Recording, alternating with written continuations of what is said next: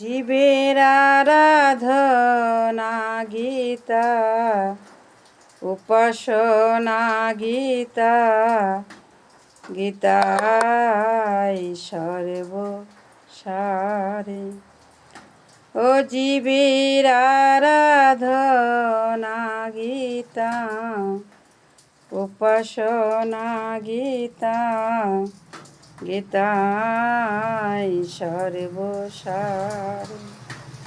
ভক্তি ভাবে যেথায় গীতা পাঠ হয়, রাধা গোবিন্দ সহ